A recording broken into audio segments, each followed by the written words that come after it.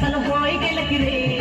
हे दादा हे दादा हे दादा हे बाबा रे दादा शादी कराय दे रे मोर जोड़ी तुम्हारे दे शादी कराय दे रे मोर जोड़ी तुम्हारे दे मोर 18 साल होय गेलं की रे मोर 18 साल होय गेलं की रे हे दादा हे बाबा रे दादा शादी कराय दे रे मोर जोड़ी